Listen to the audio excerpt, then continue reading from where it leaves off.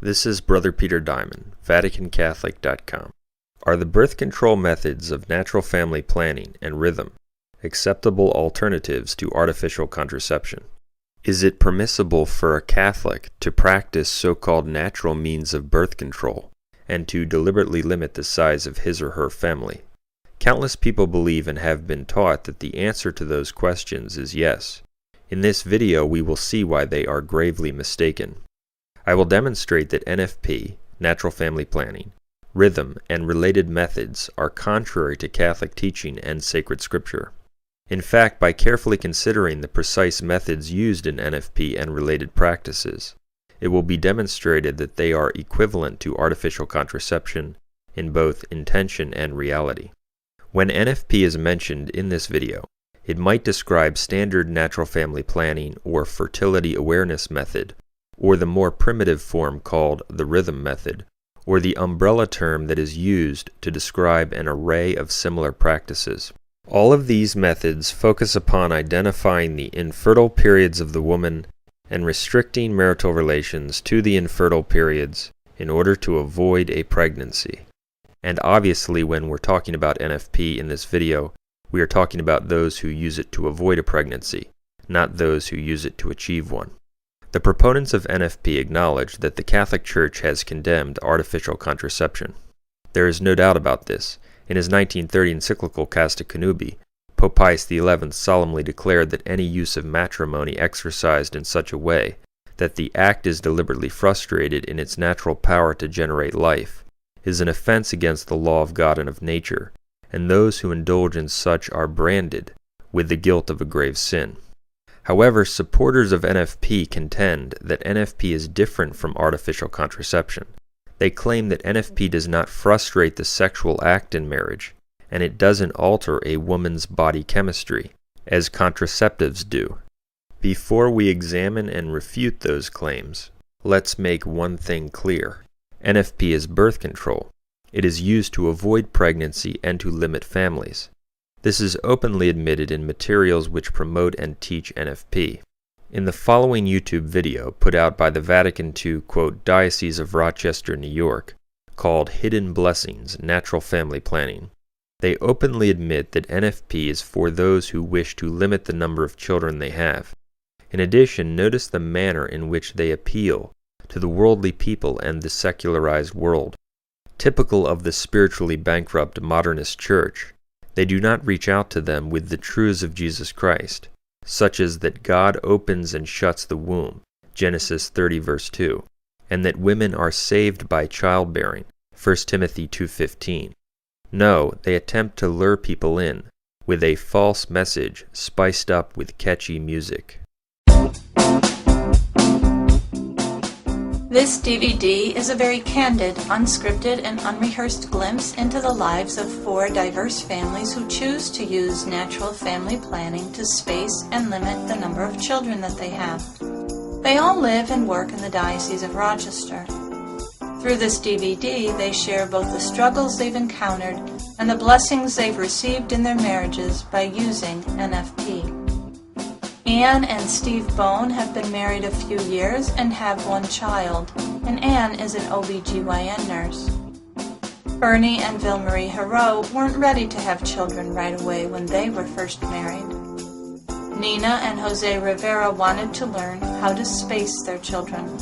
As we can see, NFP is openly advertised as a way to avoid children and limit families. In the following clips, notice again that NFP is embraced by those who do not want to have children, or at least only a few. NFP is the path chosen by those with the same contraceptive mentality as the practitioners of artificial means of birth control.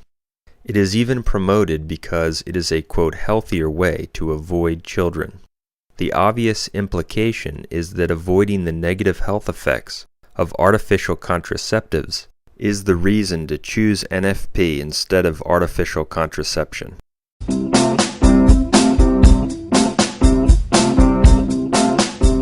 So it's a really good tool because you can use it either way. If you would like to have a baby, it's really effective. if you want to postpone a pregnancy, if you don't want to have more babies, it's also really a very effective tool. But I also knew in a more stronger way that I didn't want to have kids quite right away. And it was something that we planned, well, once we do have our family, this will be something that we can use afterwards, because it's a healthier way as opposed to being on hormones that can have all different sorts of effects on you. It's a science. It's a good thing for people to use if they don't want to use birth control and they don't want to have the potential side effects or long-term effects after using something like that. As we can see very clearly, NFP is contraception. It's just another way of going about it.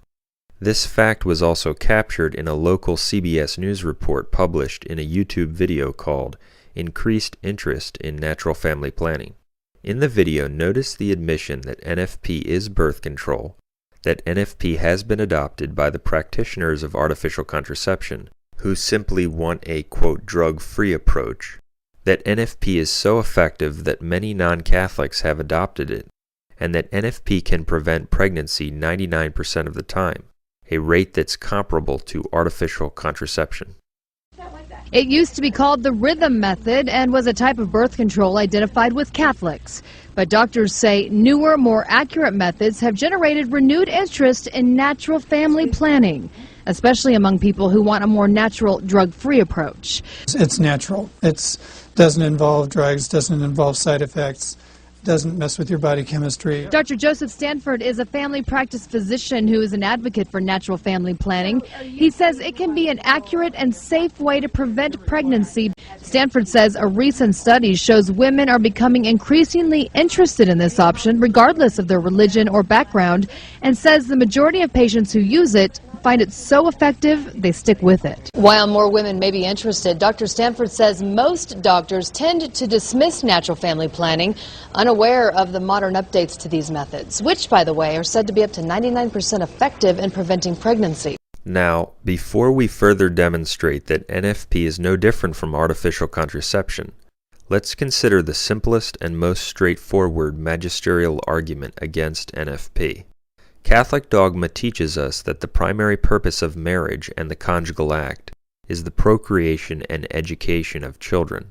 Pope Pius XI cast Canubi, quote, "The primary end of marriage is the procreation and the education of children," end quote.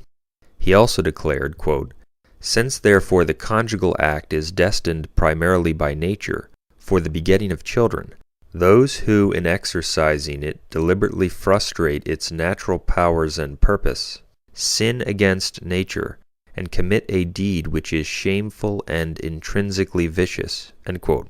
Notice the reference to the purpose of marriage and the conjugal act. Besides this primary purpose, the begetting of children, there are secondary purposes for marriage, such as mutual aid, the quieting of concupiscence, and the cultivating of mutual love. But these secondary purposes must always remain subordinate to the primary purpose of marriage, the procreation and education of children. This is the key point to remember in the discussion of NFP. Pope Pius XI declared, quote, "For in matrimony, as well as in the use of the matrimonial rite, there are also secondary ends, such as mutual aid, the cultivating of mutual love, and the quieting of concupiscence, which husband and wife are not forbidden to consider, so long as they are subordinated to the primary end, and so long as the intrinsic nature of the act is preserved." End quote. Notice the capitalized portion. That means that even if NFP does not directly interfere with the marriage act itself, or the woman's natural ability to conceive, and there are some interesting considerations we will get to in this regard, it doesn't matter. NFP is still sinful because it clearly subordinates the primary end or purpose of marriage and the marriage act, the procreation and education of children, to other things. Think about it. Could one argue that NFP does not subordinate the primary purpose of the marriage act, when the primary purpose is to have children, and those who use NFP to avoid pregnancy are attempting to avoid the primary purpose? No, of course not. NFP clearly subordinates the primary purpose of the marriage act to other things, and it is therefore contrary to Catholic teaching. Typically, NFP subordinates the primary purpose of the conjugal act to financial considerations, worldly desires, and selfish plans. The proponents of NFP often object that NFP is simply abstinence, and how can abstinence be a sin? NFP is not abstinence. NFP is selective abstinence at those times when it is believed the woman can become pregnant. NFP does not leave matters in God's hands. It is not natural. It is a man-made scheme by which people go out of their way to avoid the results of marital relations, to avoid the primary purpose of the marriage act, and that's why it's a sin. Practitioners of NFP are definitely not open to life when they track a woman's cycle to find out when she cannot become pregnant. They are no more open to life than a person who buys a condom, uses it, but resigns himself to God's will if it breaks and the woman is impregnated. NFP is primarily a sin of intention. The intention of those who use NFP is exactly the same as the intention of those who use artificial contraception, to have relations while avoiding children. Now, we must consider something that's extremely important in this regard. One of the arguments defenders of NFP raise is that artificial contraceptives are totally different from NFP because artificial contraceptives impede the natural completion of the sexual act, while NFP does not. We've already seen that this is irrelevant, because sexual relations are sinful if the primary purpose is subordinated to other things, even if the natural completion of the act is unimpeded. The primary purpose of the act is subordinated and in fact avoided in NFP. But a more careful consideration of NFP methods actually demonstrates that there is another alarming similarity between methods of NFP and methods of artificial contraception. Consider that not all forms of artificial contraception impede the natural completion of the sexual act. For example, birth control pills prevent pregnancy, but they are used before the sexual act. People who use the pill can still complete the sexual act in the way that people who are trying to have a child would. Now, the defender of NFP will respond by saying, yes, that's true, but those pills alter a woman's body chemistry, affecting hormone levels to prevent ovulation, and that's why it's a sin. Okay, so we now agree that sinful contraception does not simply include devices or methods that impede the natural completion of the sexual act itself, such as a condom, but any effort to alter a woman's body chemistry before, during, or after the act for the purpose of making conception more difficult than it would be naturally. And I say more difficult because even with birth control pills, conception is still possible, just far less likely. Therefore, defenders of NFP must agree that taking a positive step to alter a woman's body chemistry or hormone levels in order to make conception more difficult is condemned artificial contraception. Well, the fact is, that's what people do in NFP.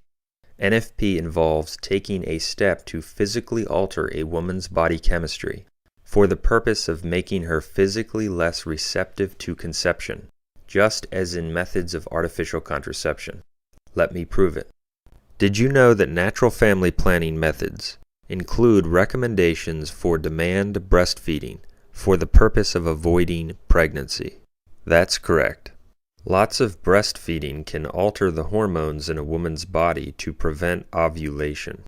Here's a quote from a natural family planning workbook called Honoring Our Cycles by Katie Singer, page 42. Quote, how does a couple space their children? They know when the wife is fertile and they do not have intercourse on those days. Also, the mother breastfeeds. End quote.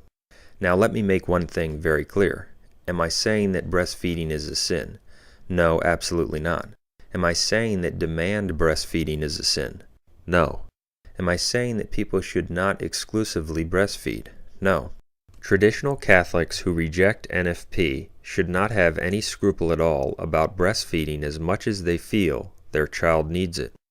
The point is this: if you are breastfeeding primarily or only to avoid children, then you have a corrupt intention.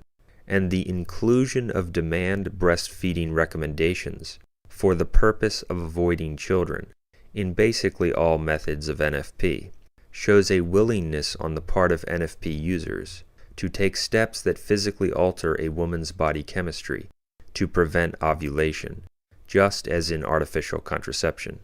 For it's simply a fact that breastfeeding does affect a woman's hormone levels and body chemistry, and it can prevent ovulation. Here are clips from a YouTube video put out by Planned Parenthood, the largest promoter of abortion and contraception in the world. The video is called Planned Parenthood: How is Breastfeeding Used as Birth Control? Notice the promotion of breastfeeding as birth control and to physically alter a woman's hormone levels to prevent pregnancy. When it comes to feeding a newborn, you've probably heard that the breast is best, right? Well, did you also know that breastfeeding can be used as birth control? That's right. Simply breastfeeding your baby regularly and exclusively can help you prevent another pregnancy for 6 months. How does it work?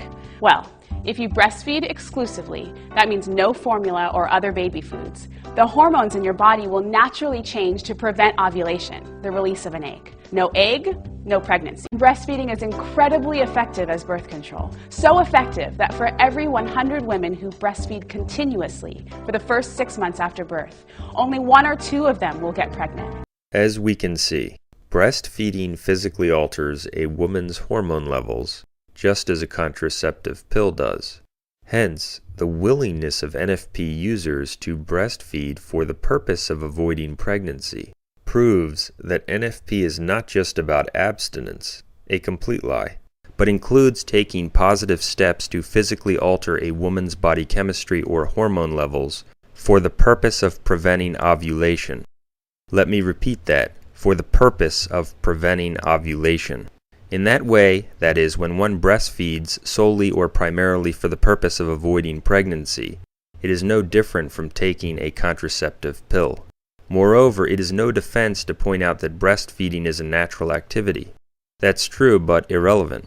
A natural activity carried out in an unnatural way or for an unnatural purpose is a sin. The natural activity must be carried out for the natural purpose and with the proper intention that God ordained. To breastfeed in order to avoid children, rather than to nourish the child, reveals a sinful intention. Just as it is sinful and unnatural to carry out a plan to abstain from marital relations when it is believed a woman is fertile, and have relations as part of the same plan when it is believed she is not. The plan and the scheme is to avoid children while having relations, and that's sinful because it subordinates and circumvents the primary purpose God ordained for conjugal relations, the procreation of children. It should also be emphasized that even if a user of NFP does not employ the breastfeed for the purpose of avoiding children method, but focuses on other aspects of NFP, NFP is still sinful. The breastfeed for the purpose of avoiding children component of NFP is not what makes NFP sinful. It's simply one revealing byproduct of the evil practice. It demonstrates what NFP users are willing to do, that is, to physically alter hormone levels to avoid children. The sin in NFP is the plan, the steps taken to avoid children while having relations.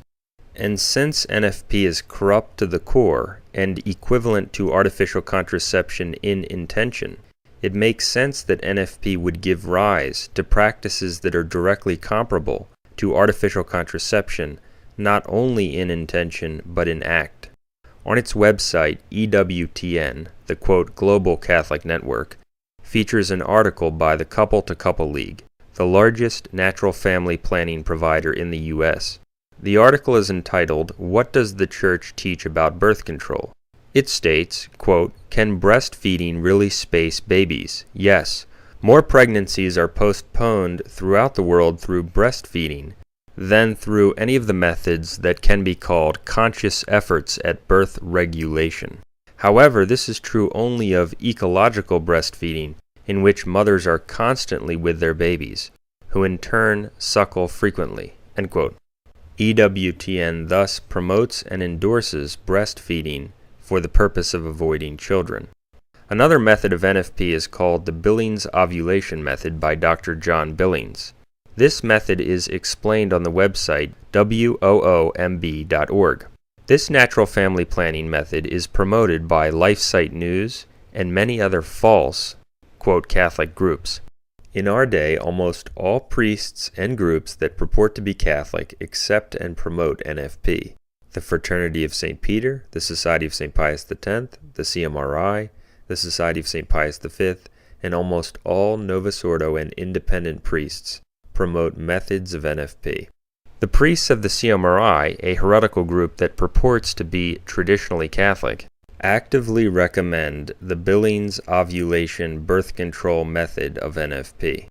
On the website explaining the method, it states, quote, breastfeeding. Demand feeding is strongly recommended and will greatly assist to suppress fertility, end quote. NFP in all forms is sinful, but it's very interesting to note that a method of NFP that is widely recommended by so-called conservative and traditionalist, quote, Catholics includes steps that physically alter a woman's hormone levels for the purpose of preventing pregnancy. This shows without any doubt that they are proponents of a method that is no different in act, not to mention in intention, from artificial contraception. These groups, as well as all others who promote the sinful birth control practice called NFP, are false guides and false shepherds who lead souls into sin and into hell. Before I cover more evidence against NFP, including some very important quotes from Catholic tradition, a few objections must be addressed. Supporters of NFP like to bring up the fact that in a few speeches in the 1950s, Pius XII approved observing the infertile periods to avoid conception, what we would today call NFP, a method that was becoming more widespread at the time. The most well-known of those speeches is his October 29, 1951 address to midwives. The answer to this objection is that Pius XII's statements in this regard were definitely not infallible or magisterial. They were simply wrong. His comments came in speeches to individual groups of people, not in documents addressed to the universal church or to all the bishops and binding upon all the faithful. Since his speeches lack a universal and binding character, they are definitely not infallible, neither by way of the solemn magisterium nor by the ordinary and universal magisterium. Pius XII's comments were actually false, outrageous, and irresponsible, and they have had disastrous consequences, just like a number of his other actions. While his election in 1939 was valid, Pius XII's failures made him a bridge to the modernist revolution that later occurred. This revolution exploded into a counter-church shortly after his death in 1962 at Vatican II. Pius XII's statements on NFP contradict the previous infallible and authoritative teaching of Pope Pius XI in his encyclical Casta Connubii on how the primary purpose of the conjugal act must not be subordinated to other things. As we will see, Pius XII's speeches also contradict the teaching of the Fathers of the Church on the intention that must be present when married couples have conjugal relations. People who think that a pope could never make a mistake or teach something theologically or morally erroneous are ignorant of Catholic teaching on papal infallibility. They are also unfamiliar with Catholic history. When addressing faith and morals, a pope is infallible only when speaking from the chair of Peter in a solemn fashion, or when reiterating what the Church has always taught in its ordinary and universal magisterium. This is the teaching of Vatican I. If a pope does not fulfill those requirements, such as when he is writing a letter or giving a speech to midwives, he can be completely wrong. A study of papal history demonstrates that numerous popes promoted wrong theological views when expressing themselves in a non-magisterial capacity. In a notorious case of papal error, Pope John XXII, who died in 1334, held the false view that the elect or saved will not receive the beatific vision until after the general judgment. Like Pius XII, Pope John XXII gave numerous speeches to promote his false view. The dogmatic teaching of Pope Benedict XII in Benedictus Deus 1336 proved that John XXII was completely wrong. In another example of papal error, Pope John IV, 7th century, wrongly attempted to defend as misinterpreted or misunderstood heretical words of Pope Honorius, words which were later condemned authoritatively by the Third Council of Constantinople and other councils. Speaking of Pope Honorius, he was condemned as a heretic himself by the Third Council of Constantinople in 680. Other examples of popes teaching error, when they did not fulfill the requirements to teach infallibly, could be given. The Church not only teaches that a pope can make mistakes in a non-infallible or non-magisterial capacity, but that if a pope becomes a clear heretic, he loses the papal office ipso facto by that very fact. And if a man is a heretic before the election is invalid and he does not assume the office of pope. This is the infallible teaching of the Catholic Church. See, for example, Pope Paul IV in his bull Cum ex Apostolatus Officio. This teaching applies to what occurred during the Vatican II revolution. Please see our website, VaticanCatholic.com, for the information on that issue.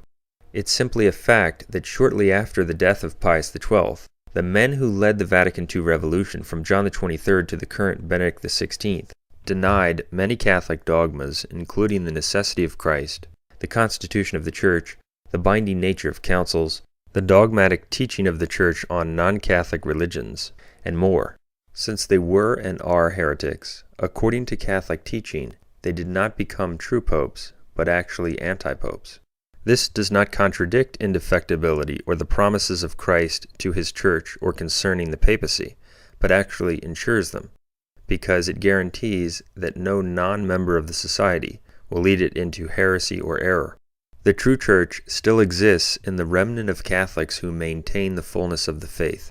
This great apostasy occurred shortly after the death of Pius XII, but the seeds of it were sown during his reign and before. Therefore, those who think they are justified using the sinful birth control practice called NFP, because Pius XII supported it in a few speeches that were fallible and given at a time when modernism was growing and about to explode into a full-fledged counter-church, are very deceived. We've already shown that NFP is clearly incompatible with the teaching of the Church on the primary purpose of the conjugal act, and that NFP is in fact equivalent to artificial contraception in both intention and reality. Those who use NFP know that they are attempting to thwart the will of God, the one who opens and shuts the womb. It's very interesting to note that Pius XII, in expressing his false and outrageous support for NFP-type methods, says on the one hand that they can only be used for serious or, quote, exceptional reasons, something that's not true because NFP cannot be used at all legitimately. Yet on the other hand, he lists among those reasons social, medical, economic, and even eugenic indications. In fact, in the same speech to midwives, Pius XII contradicts his position by asserting, quote, the use of the natural procreative disposition is morally lawful in matrimony only in the service of and in accordance with the ends of marriage itself, end quote. He also states, quote, now the truth is that matrimony as an institution of nature in virtue of the Creator's will has not as a primary and intimate end the personal perfection of the married couple, but the procreation and upbringing of a new life. The other ends, inasmuch as they are intended by nature, are not equally primary, much less superior to the primary end, but are essentially subordinated to it, end quote. So according to him, marital relations are lawful only if performed in accord with the end of marriage. Well, we already saw that the infallible teaching of the Church is that the primary end of marriage and the marriage act is procreation. Pius XII acknowledges it, and this primary end must not be subordinated to other things. To attempt to avoid the primary end, as in NFP, is not to act in accord with the end, but against it. Therefore, Pius XII's very own statement contradicts NFP. Another objection advanced by defenders of NFP birth control methods concerns responses allegedly given by members of the Sacred Penitentiary before Vatican II. I will now address and refute this objection. Two of these responses came in the 19th century and one in the 20th.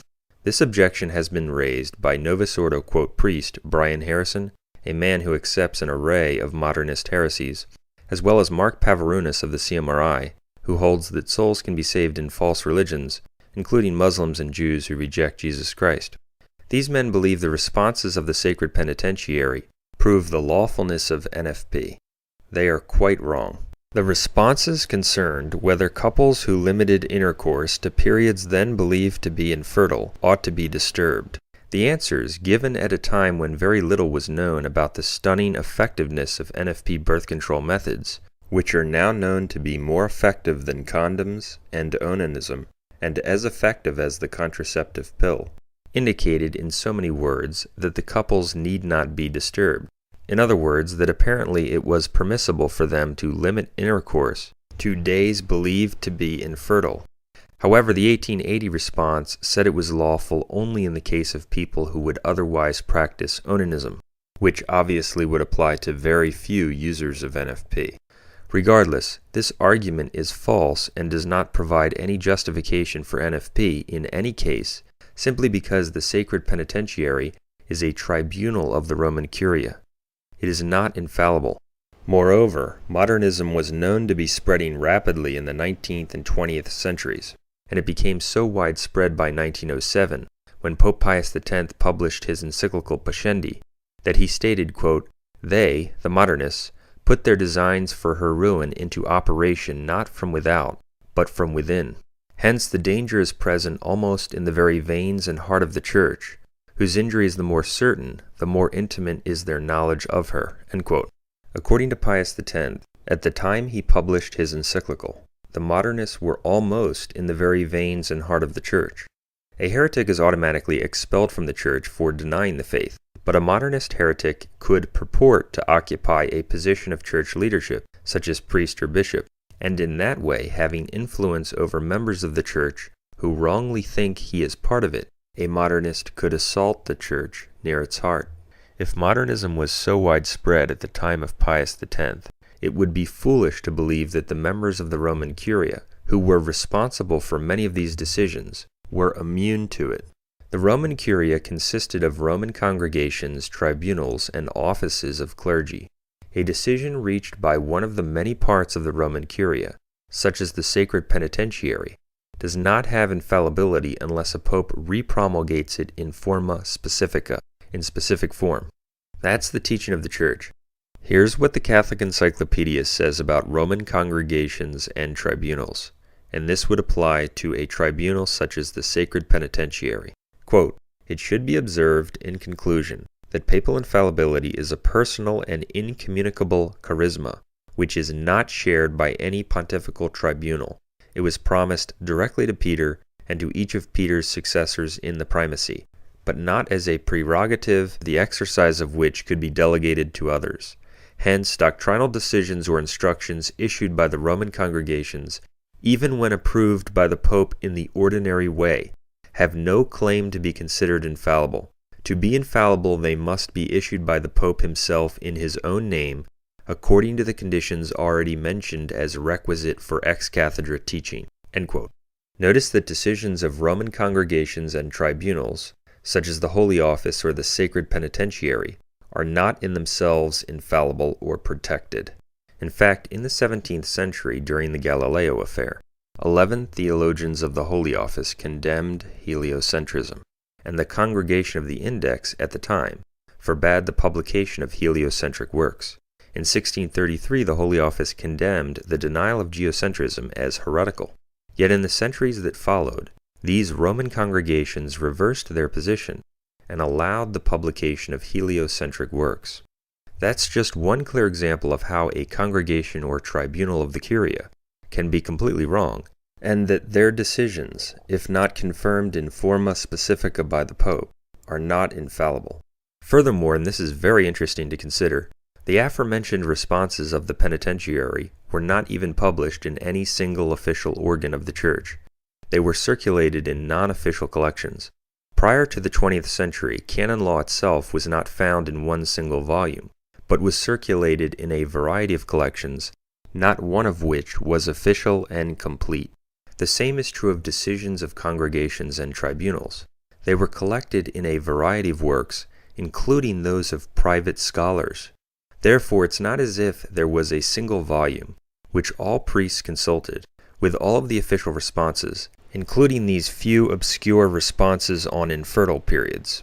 No, that's not how it worked. The initial 1853 response was a response to a single bishop, and was known by hardly any of the faithful. If you were going to take a response to a single bishop and stake your salvation on it, despite the fact that the method endorsed clearly contradicts the infallible teaching of the Church on the primary purpose of the conjugal act, and how that must not be subordinated to other things, well then, you are making a very foolish choice. In fact, Pope Innocent III, in his letter Ex parte Tua, January 12, 1206, to the Archbishop of Lyon, stated that original sin was remitted by circumcision. This position was later contradicted and proven false by the Council of Trent. If Pope Innocent III can be wrong in a letter to a bishop, then a member of the Curia, responding at a time of increasing modernism, can be as well. But even if we did not have specific infallible teaching to contradict the sinful birth control practice of NFP, and we do, people who use it would still be guilty. That's because they know in their hearts that they are thwarting the will of God by going out of their way to avoid children while having marital relations. Bad priests and bad shepherds can lead people to hell, as Jesus warned in Matthew 7:15, but the Church's infallible teaching cannot. In 1846, Our Lady of La Salette prophesied that, quote, in the year 1864, Lucifer, together with a large number of demons, will be unloosed from hell. They will put an end to faith little by little, even in those dedicated to God. End quote. Our Lady said this would culminate in the complete takeover of Rome by a counter-church of the Antichrist. Quote, Rome will lose the faith and become the seat of the Antichrist. The Church will be in eclipse. End quote. This takeover of Rome by a counter-church, reducing the true Church to a remnant, began with the reign of John XXIII and Vatican II. However, the movement toward the counter-church started with the errors and heresies that were being sown before Vatican II in the 19th and 20th centuries. So, in summary on this point, the fact that some members of the Sacred Penitentiary before Vatican II at a time of growing modernism gave some form of support to primitive NFP methods provides no justification whatsoever for the sinful birth control practice called NFP, which contradicts infallible Catholic teaching and tradition, as we will see. Additionally, at the time that NFP promotion was bubbling up in certain places, many theologians also came to adopt the condemned heresy that Jesus Christ and the Catholic faith are not necessary for salvation. This is more evidence that a major doctrinal breakdown was underway in the years before Vatican II. The final objection raised by defenders of NFP, which we must consider and refute, concerns a passage in Casta Connubii which they pervert. This passage does not support NFP, it actually contradicts it, yet defenders of NFP cite it anyway. First, it needs to be understood that while NFP is definitely sinful, there aren't particular times of the month or the year when married couples are forbidden to use their marital rights. In other words, it's not as if there is a positive obligation for married couples to find out when a woman is fertile and then restrict marital relations to those times in an effort to get pregnant. That's not a requirement. People shouldn't even be concerned with fertile or infertile periods. They should leave that up to God. Let the Creator plan the family.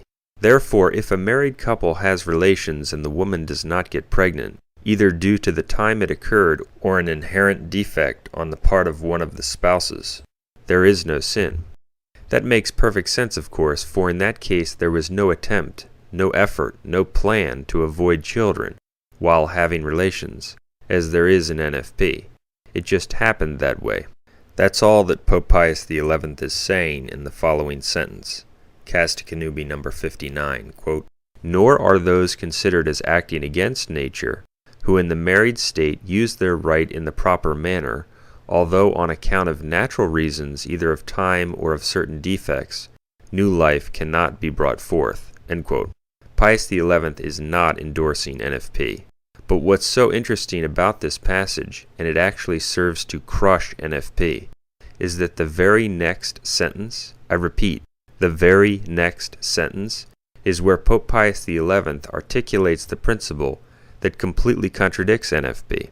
He states, quote, For in matrimony as well as in the use of the matrimonial rite, there are also secondary ends, such as mutual aid, the cultivating of mutual love, and the quieting of concupiscence, which husband and wife are not forbidden to consider, so long as they are subordinated to the primary end, and so long as the intrinsic nature of the act is preserved." End quote. Pius XI states that marital relations, from which new life is not brought forth as a result of time or nature, the issue he mentioned in the previous sentence, can only be considered lawful when the secondary ends of marriage remain subordinate to the primary one, the procreation and education of children. That refutes NFP, for in NFP the method is used to avoid the primary end, to avoid children, to subordinate that end to other things. That's a fact. It's not an accident that this sentence comes right after the one dealing with new life not being brought forth naturally on account of time or certain defects. God made sure that the paragraph would appear this way, to contradict the promoters of NFP and birth control. The second sentence, about the inadmissibility of subordinating the primary purpose in marital relations, coming right after the first sentence, about new life not being brought forth naturally on account of time or certain defects, makes it crystal clear in context that marital relations in which new life is not brought forward can only be considered lawful when the procreation of children remains the primary purpose of those relations, which of course does not happen in NFP. Also notice that Pope Pius XI in this paragraph draws a distinction between subordinating the primary end of marriage and corrupting the intrinsic nature of the act. According to practitioners of NFP, the only thing that is forbidden is corrupting the intrinsic nature of the act, for example, using a condom, practicing onanism, etc. But Pius XI's paragraph shows that even if the intrinsic nature of the act is preserved, the primary end could still be subordinated to other things. That's the case in NFP. Even though they're not corrupting the intrinsic nature of the act, they are subordinating the primary end by attempting to avoid children while having relations. Thus, this passage confirms that any method that attempts to avoid the primary end of marriage is condemned. So, not only does the passage they quote from Casta Connubii not support NFP, in context it completely excludes and contradicts it. That brings us to the teaching of the Fathers of the Church and ancient Catholic tradition on the desire for children that married couples must have when engaging in lawful marital relations. It's very interesting that Cardinal Ottaviani, who unfortunately became a modernist heretic himself, nevertheless criticized the radical teaching of Vatican II on birth control. He noted how it contradicted all of Catholic history. Quote, Cardinal Ottaviani spoke on the following day. "I am not pleased," he said, "with the statement in the text that married couples may determine the number of children they are to have. Never has this been heard of in the Church. He was the 11th son in a family of 12 children, he said. My father was a laborer, and the fear of having many children never entered my parents' minds, because they trusted in Providence." End quote. Ottaviani, who probably never would have even existed if his parents had used NFP, was correct in stating that birth control methods such as NFP contradict Catholic tradition. St. Caesar of Arles, 6th century bishop and father of the Church, stated, quote, "As often as he knows his wife without a desire for children, without a doubt he commits sin." End quote. For the sake of clarity, we should point out that the minimal desire people must have when engaging in marital relations is that they must at least desire children in the sense that they are open to life should God send it, and they are not taking any positive steps to avoid having children, as one does in NFP. Like St. Caesar of Arles, St. Augustine expressed the same teaching of tradition. St. Augustine, Contra Faustum, Book 22, number 61, quote, "Undoubtedly, by the eternal law, which requires the preservation of natural order, and forbids the transgression of it, conjugal intercourse should take place only for the procreation of children and after the celebration of marriage, so as to maintain the bond of peace." End quote. St. Jerome, father and doctor of the Church, taught the same thing. Against Jovinianus, Book 1, number 20, 393, quote, "Does he, Jovinianus, imagine that we approve of any sexual intercourse except for the procreation of children?" End quote. How is NFP compatible with this teaching of tradition when NFP is used to avoid the procreation of children? It's not compatible, obviously. To say otherwise is to lie. NFP is a novelty of Satan, and those who use it commit grave sin. The rejection of this traditional teaching on marital relations, beginning with errors in fallible sources before Vatican II, resulted in the radical birth control agenda promoted by Vatican II and by the post-Vatican II counterchurch. In number 51 of Vatican II's heretical document Gaudium et Spes, it states that modern conditions may dictate for people that, quote, "the size of their families should not be increased," end quote. In number 87 of the same document, Vatican II states that couples should decide how many children they are to have, and that methods may be used to regulate the number of their children. Quote, "Men should discreetly be informed, furthermore, of scientific advances in exploring methods whereby spouses can be helped in regulating the number of their children," end quote.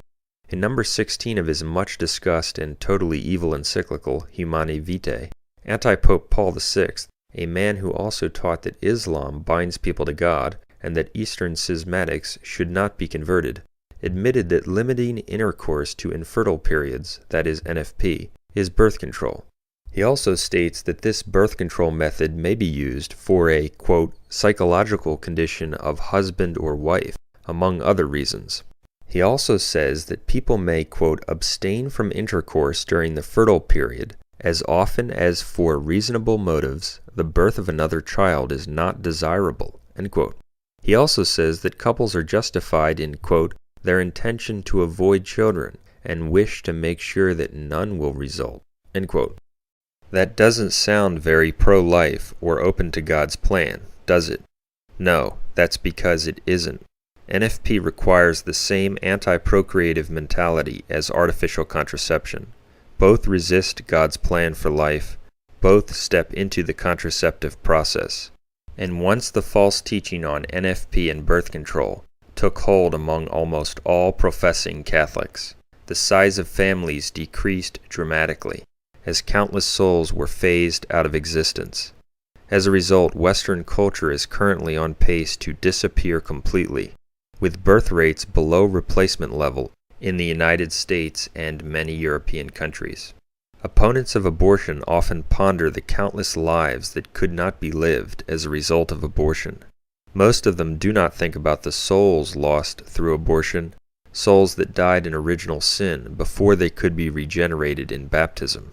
And they certainly don't consider the myriad of individuals, robbed of existence itself, by selfish couples who practiced NFP and other forms of contraception. Have you ever meditated on the thought that you might not have existed, that your parents, through a birth control method, could have snuffed you out before you were ever conceived? In that case, what would have become of you? The answer is that you would not be at all. The thought should boggle the mind. Yet the practitioners of NFP have done just that to innumerable souls who, unlike you, never had a chance for life, neither temporal nor eternal. St. Catherine of Siena was the 23rd child in a family of 25 children. She never would have existed if her parents had used NFP. St. Ignatius of Loyola was the 13th child of 13 children. He would not have existed if his parents had used NFP. The same could be said of many other saints. In 1917, Our Lady of Fatima appeared to Lucia, the 7th of 7 children, Francisco, the 8th of 9 children, and Jacinta, the 9th of 9 children. Is it an accident that heaven granted this extraordinary message to the final children in these large families? No. It was a reminder that God has a specific purpose in every child he sends, and that only by complete openness to his will and his plan will the greatest graces come. Seek first the kingdom of God and his justice, and all things will be added unto you. Matthew 6:33. A mother of many children, who was about to become a mother once more, came to St. John Vianney. "Oh, I am so advanced in years, Father," she said. St. John Vianney responded, quote, "Be comforted, my child, if you only knew the women who will go to hell, because they did not bring into the world the children they should have given to it." End quote. 1 Timothy 2:15, quote, "Yet she shall be saved through childbearing, if she continue in faith and love and sanctification, with sobriety." End quote. A final point must be made on the similarity between NFP and artificial contraception, as well as on the blindness exhibited by NFP users. Here are two interesting clips from a YouTube video called "Why Use Natural Family Planning" by a so-called Catholic user of NFP. Natural family planning really works. We have 3 children right now, and that's the number that we wanted when we got married, and we're not currently planning to have any more. Natural family planning is as effective at avoiding pregnancy as other common chemical contraceptives. As covered earlier, many openly non-Catholic practitioners of birth control who are not concerned with following Catholic teaching have stopped using artificial contraception. They have begun to use natural family planning instead. They have switched from artificial contraception to NFP simply because they realized that with NFP, they can accomplish the exact same thing without the negative health effects of artificial contraceptives. That brings up a very interesting point. But first, consider these clips from a YouTube video called "In Brief, My NFP Experience." The woman speaking, who admittedly is not a follower of Catholic teaching, explains why she now uses NFP instead of the birth control pill. How I got interested in natural family planning was that I was on the birth control pill for about 6 months when I first got married, and it was a really bad idea for me. Something that doctors probably don't mention very often as a very actually serious side effect or risk of taking the birth control pill or any hormonal birth control is the chance of clotting, blood clotting. And I started having chest pains, and in my family history, there is a history of blood clotting and blood issues, so just taking that type of birth control pill was a bad idea for me. So I went off the birth control pill, and I have a friend who has a sister who's a nurse, who is an instructor for the Billings ovulation method of natural family planning, which is pretty much the first scientifically researched form of, that was really researched out, form of birth control. If you don't have a lot of time to read and you're not quite into the Catholic theology, because there's a lot of that in there, I recommend you just go find yourself an instructor, either a Billings ovulation method instructor or a Creighton model. This person is not a Catholic. She switched to NFP not because she believed using the birth control pill is contrary to God's law, but simply for fear of blood clots. She realized that by using NFP she could accomplish the same objective, preventing pregnancy, without blood clotting. So think about this. So-called Catholic defenders of NFP would have to admit that she committed mortal sin when she used the birth control pill. Yet now she uses NFP. So did her actions go from mortally sinful to not sinful? She has the exact same intention as when she used the pill, to avoid children. She is also accomplishing the same thing as when she used the pill. She is having relations while avoiding pregnancy, and she has the same position on the moral acceptability of artificial contraception that she did while using the birth control pill. That is, apparently she doesn't have a problem with it. So, by switching from the pill to NFP, has the mortally sinful activity morphed into justified activity? Of course not. Nothing has changed. She is still deliberately avoiding pregnancy while having relations. This example illustrates quite well how intention matters. If a person's intention is to avoid children while having relations, then that person commits mortal sin, whether the method employed is artificial contraception or natural family planning. It doesn't make a difference. This truth is also demonstrated by the following clips from a YouTube video called "Natural Birth Control: Safe, Effective, and Little Known." I don't like the idea of taking hormones for birth control, or like the idea of an IUD just freaks me out, because it's possible to conceive with any method, and a lot of those conceptions result in miscarriage because of the choice that you made in birth control, and that freaks me out. I don't want to, like, if I conceive a child, I don't want to miscarry it because of my choice of contraceptive, and that just, I don't know, it scares me. And so there wasn't really a method that I felt comfortable using, but you have to use something, right? So one of the girls in my mom's group lent me this book, Taking Charge of Your Fertility. Maybe you've seen it before. And it is what it says, the definitive guide to natural birth control, pregnancy achievement, and reproductive health. This method, it's called the fertility awareness method, helps you identify using both charting and symptoms to determine when that fertility window is. And then during that window, you can make the choice to either abstain or use. What shocks me the most is that I've never heard of this. Rather than explaining to me like that there's this natural method, even after I ask my doctor, all of the doctors I've ever had for this kind of thing, they either say, you know, you take the pill, you use this thing called the NuvaRing, or you get an IUD, and all of them have negative side effects, are potentially unsafe, you can still conceive and then miscarry the baby. I've asked so many people, is there a natural way? And nobody's given me this information, and it's like shocking, because when this method is used consistently and properly, like any method of birth control, it's 99% effective. Isn't that crazy? That's the same as any oral contraception. So why ingest all these additional hormones and like have crazy weight gain and go just mentally wacko because of all the additional hormones when there's a natural method? That's so easy. As we can see, NFP is equivalent to artificial contraception. Openly non-Catholic proponents of NFP have no problem acknowledging this fact because they aren't concerned with dishonestly appearing to follow Catholic teaching when they don't, or claiming to be open to new life when they aren't. Certainly that's not to say that the non-Catholics are justified, for they obviously aren't, and they cannot be saved without the Catholic faith. It's simply to point out that they will frequently identify NFP for what it really is. And that brings us to one of the most important aspects of the NFP movement, that is the astounding blindness and self-deception exhibited by so-called Catholic practitioners of NFP. NFP promotional material consistently presents the method as if it's a submission to God's design and open to new life, when the truth is exactly the opposite. NFP constitutes a deliberate attempt to resist what God sends and avoid new life. Darkness being described as light is indicative of a completely wicked generation.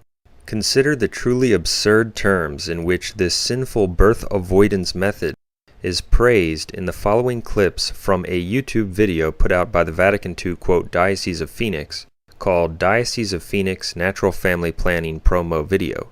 The following descriptions are typical of NFP promotional material, in which the birth avoidance method is not only falsely identified as, quote, life-giving, but essentially treated as a savior, apparently because it allows them to have relations while avoiding the children they don't want. Natural family planning forces you to appreciate the complexity of your wife. Natural family planning. Natural family planning. Natural family planning is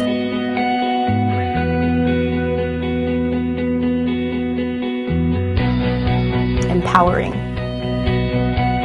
Life-giving. They're really a hidden treasure. Unifying for marriages. It's the foundation for our marriage. What a gift.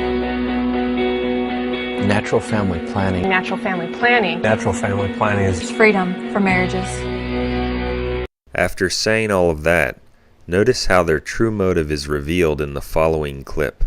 That is, their desperate fear of accepting the children God will send, and their implementation of a method to avoid them. I think the biggest fear is that it won't be effective, and that they're going to have 20 kids.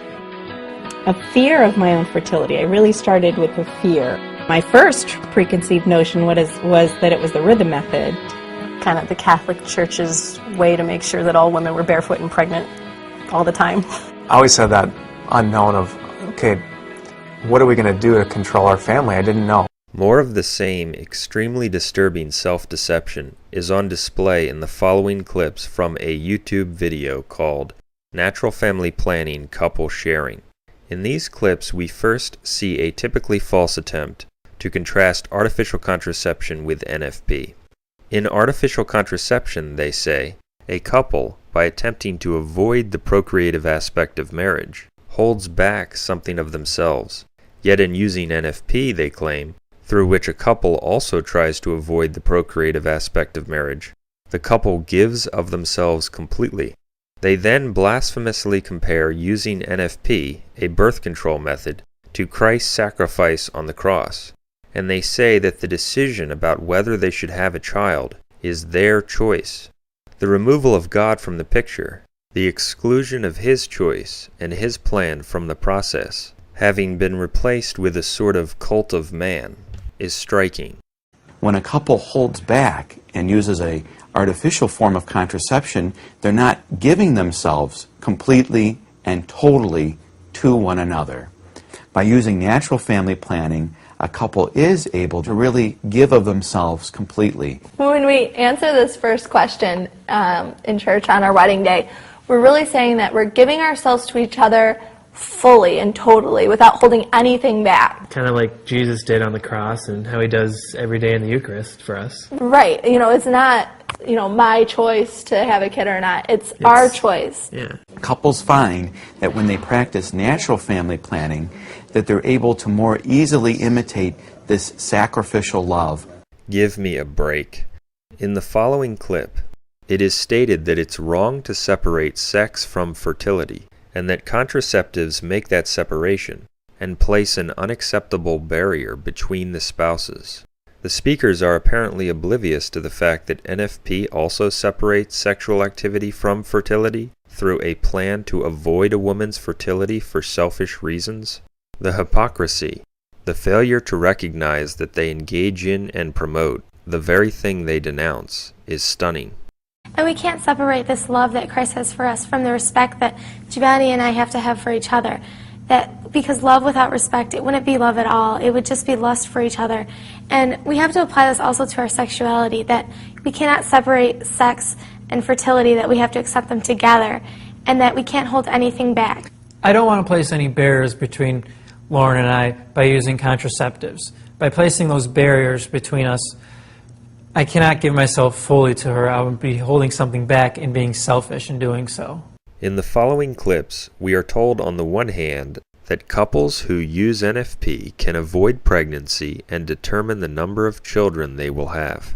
Yet we are also told that these couples remain open to the children God will send. That makes a lot of sense, doesn't it? Some couples might come to the ceremony thinking that they're only supposed to have maybe one or maybe two children. Some couples may approach the ceremony and say, well, we're not going to have children for the first 5 years. But if a couple is using natural family planning, they are able to remain open to however many children that God might bless them with. They're also able to remain open to the timetable that God would have them use. They are able to responsibly plan when to have a child and also how many children. In the next clip, we are told the following staggering things. 1. That this newly married couple is not ready for children. Yet 2. Children are a great blessing, even if difficult to raise. And Christ's example shows us that we must do difficult things out of love. And 3. God always takes care of us. So we are told that God will take care of us, that we must follow Christ's example of embracing difficult things out of love, such as having and raising children. Yet, they don't want the blessing of children. That makes a lot of sense, doesn't it? No, it doesn't make any sense to people who can see the truth and love the truth. But for those lost in the NFP deception, this kind of contradictory doublespeak is standard operating procedure.